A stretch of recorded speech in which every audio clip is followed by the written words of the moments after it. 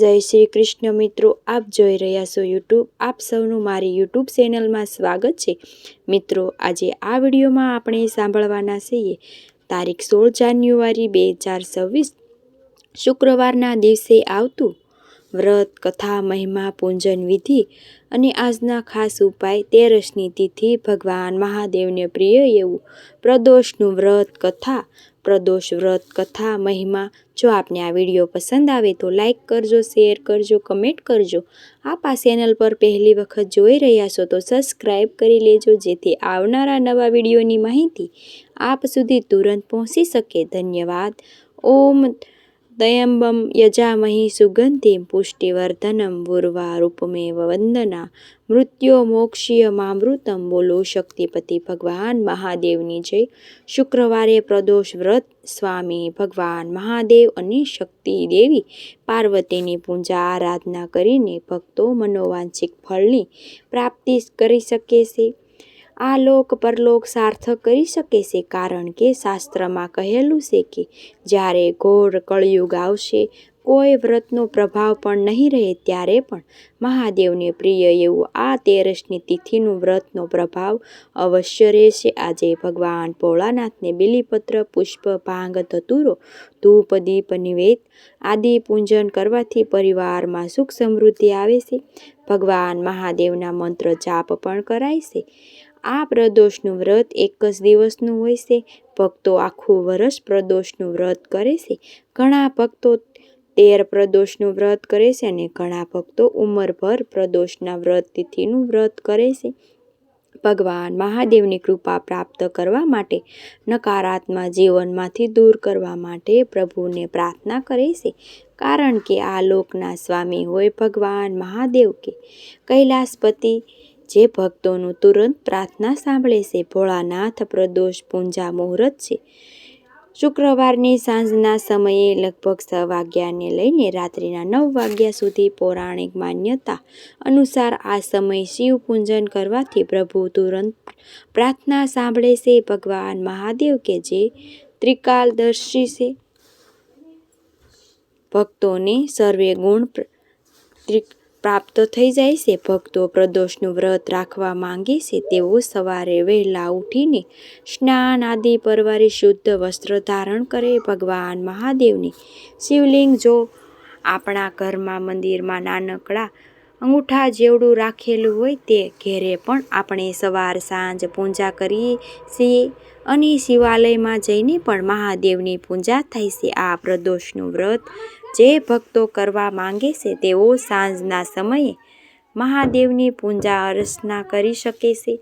ભગવાન મહાદેવને ગંગાજળ અથવા શુદ્ધ જલ કે કાચું દૂધ છે, દહીં છે, શેરડી છે, શેરડીનો રસ છે, તલ છે, ચાહે કાળા તલ હોય, સફેદ તલ હોય, જવ છે, પીળી સરસોયા અને અનેક પ્રકારના અનાજ છે, ઘઉં, ચોખા છે, અક્ષય કહીને ધૂપ, દીપ, નિવેદ પૂજા કરી શકાય. મહાદેવને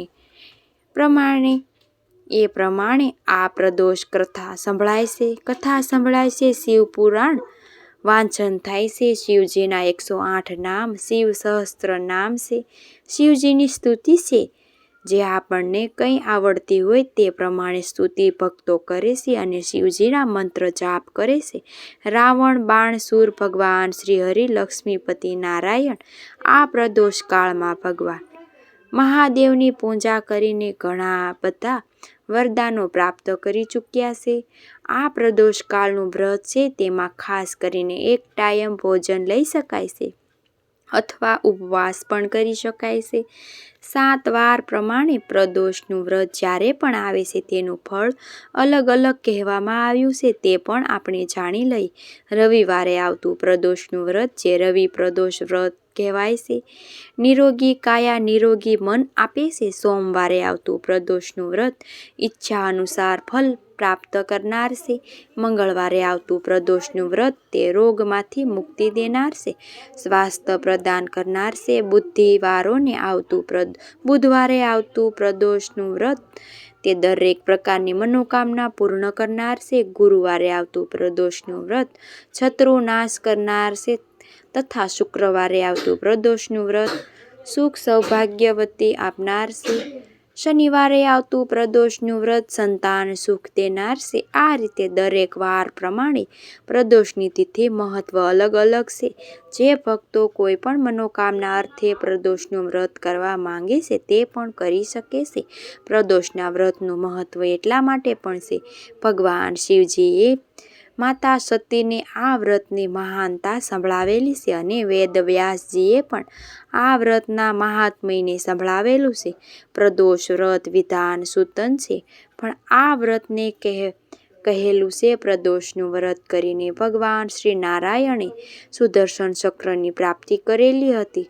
લંકાપતિ રાવણે પણ પ્રદોષનું વ્રત કરીને ભગવાન મહાદેવ પાસેથી અનેક શક્તિશાળી અને વિદ્યાઓ પ્રાપ્ત કરેલી હતી. આ રીતે પ્રદોષનું વ્રત જે ભક્તો કરે છે કદી નિરાશ થતા નથી. તેની સાધના અનુકૂળ થાય છે તથા તેથી શક્તિ અનુસાર પ્રભુને તેમને પણ ફળ અવશ્ય આપે છે. બોલો શક્તિપતિ ભગવાન મહાદેવની જય. પ્રાચીન સમયની વાત છે. એક નગરમાં 3 મિત્રો રહેતા હતા. ત્રણેય વચ્ચે ધન્યનિષ્ઠ મિત્રતા હતી. એક રાજકુમાર, બીજા બ્રાહ્મણ કુમાર અને ત્રીજો વણિક કુમાર. રાજકુમાર અને બ્રાહ્મણ પુત્રના વિવાહ થઈ ચૂક્યા હતા જ્યારે વણિકના પુત્રના લગ્ન થઈ ગયા હતા, પણ તેની પત્ની પિયરમાં જ હતી. આણું આવવાનું બાકી હતું. એક દિવસ બ્રાહ્મણ પુત્રએ નારીની પ્રશંસા કરતા કહ્યું, નારી વિના ઘર ભૂત બગલા જેવું લાગે. નારીથી જ સંસાર શોભે છે, નારીથી જ ઘરનો ઉંબરો શોભે છે. બ્રાહ્મણ પુત્રના આવા વચનો સાંભળીને વણિક પુત્રને મનોમન પત્નીની પિયરમાંથી તેડી લાવવાનો નિર્ધાર થયો. વણિક પુત્ર પોતાના ઘેરે ગયો અને માતા પિતાને પોતાના વિચાર જણાવ્યો. ત્યારે માતા પિતાએ કહ્યું, બેટા, અત્યારે શુક્રદેવના અસ્તન ચાલે છે. ઉપર આવા દિવસોમાં વહુ દીકરીને પોતાના ઘેરેથી વિદાય કરીને લાવવાનું શુભ મનાતું નથી. માટે જ્યારે આકાશમાં શુક્રોદય થાય પછી જરૂરથી તું તારી પત્નીને પિયરમાંથી તેડી લાવજે, જેથી તે અહીં પણ સુખી થાય અને તમારા બંને એટલે કે પતિ પત્નીનું જીવનમાં પણ સુખ સમૃદ્ધિ બની રહે. પરંતુ વણિક પુત્ર તો જીતે ચડ્યો. તે બોલ્યો, ના, હું તો આજે જ મારી પત્નીને તેડી લઈ આવીશ. માતા પિતાને બહુ સમજાયું પરંતુ માન્યો નહીં.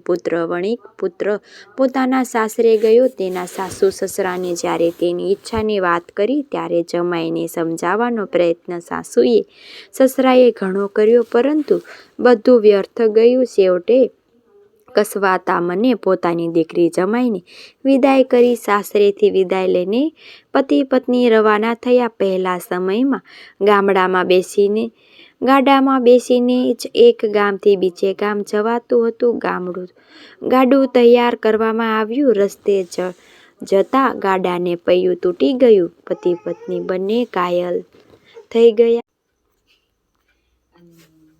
ભગવાન ભોળાનાથનું આ વ્રત છે. તે દિવસે જમાઈ સમજાવવા પ્રત્યે સાસુ સસરાએ ઘણો પ્રયાસ કર્યો, પરંતુ બધું વ્યર્થ ગયું. છેવટે તે દીકરીને વળાવી ગાડામાં બેસાડી એક જ ગામથી બીજે ગામ જતું રહ્યું. ગાડું તૈયાર કરવામાં આવ્યું ત્યારે ગાડાનું પૈયું તૂટી ગયું. પતિ પત્ની બંને ઘાયલ થયા. જેમ તેમ કરીને ગાડાને સરખું કરીને મંદ ગતિએ આગળ વધ્યા. થોડેક આગળ જતા રસ્તામાં ડાકુઓ મળ્યા. ડાકુઓએ તેમનું બધું ધન દાગીના વગેરે લૂંટી લીધું અને પાયમાલ થઈ ગયા. પતિ પત્ની રોતા કકડતા ઘેરે પહોંચ્યા. ઘરમાં દાખલ થતા જ કે તરત જ નાગણે વણિકના પુત્રને ડંખ માર્યો. તે બેભાન થઈ ગયો. વૈદ્ય ઘણા પ્રયત્ન કર્યા પરંતુ પરિણામ શૂન્ય આવ્યું.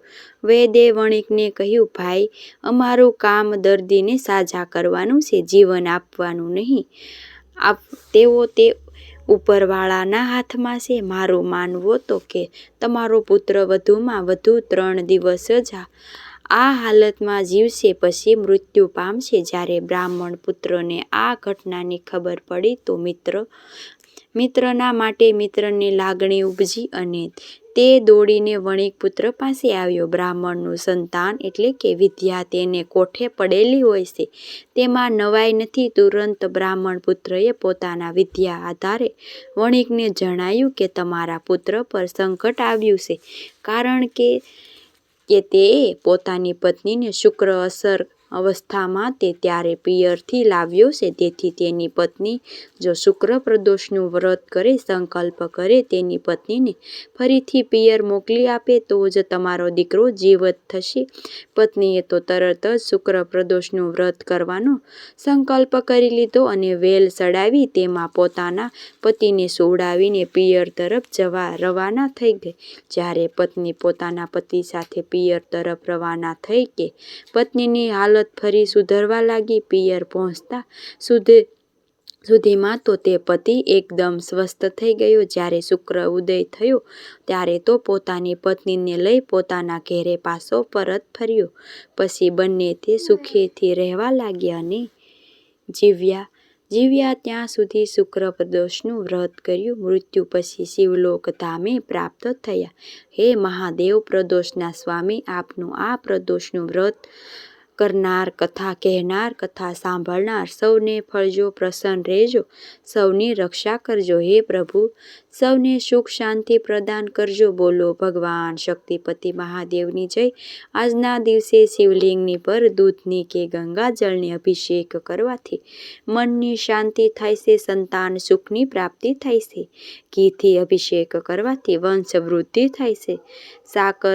સાકર મિક્સર દૂધ અભિષેક કરવાથી સતબુદ્ધિ પ્રાપ્ત થાય છે. મધની શિવલિંગ અભિષેક કરવાથી પાપોમાં નાશ થાય છે. શેરડીના રસથી શિવલિંગનો અભિષેક કરવાથી લક્ષ્મી પ્રાપ્ત થાય છે. ગંગા જળની અભિષેક કરવાથી ભોગ અને મોક્ષની પ્રાપ્તિ થાય છે. તીર્થોમાં વિવિધ જળ લઈને શિવલિંગનો અભિષેક કરવાથી સુખ શાંતિ પ્રાપ્ત થાય છે. માત્ર સાદું જળ ભગવાનને મહાદેવને શિવલિંગ ઉપર અર્પિત કરવાથી સુખ મળે છે, સંતાનમાં વૃદ્ધિ થાય છે. જવર જવેલા પરોકામનાથી પરિપૂર્ણ મુક્તિ મળે છે. સરસોયાના તેલ કે દર્ભથી અભિષેક કરવાથી શત્રુ નાશ થાય છે. આ રીતે વિધિ અભિષેક કરવાથી પણ મહાદેવની કૃપા પ્રાપ્ત થાય છે. મહાદેવના શિવલિંગ ઉપર એક બીલીપત્ર અર્પિત કરવાથી ત્રિશૂલ સમજ થાય છે. મિત્રો, મને આશા છે કે આપને આ વિડીયો જરૂર પસંદ આવ્યો હશે. પાર્વતી પતે હર હર મહાદેવ. મિત્રો, મને સાંભળવા માટે ધન્યવાદ. આપ સૌને મારા જય શ્રી કૃષ્ણ.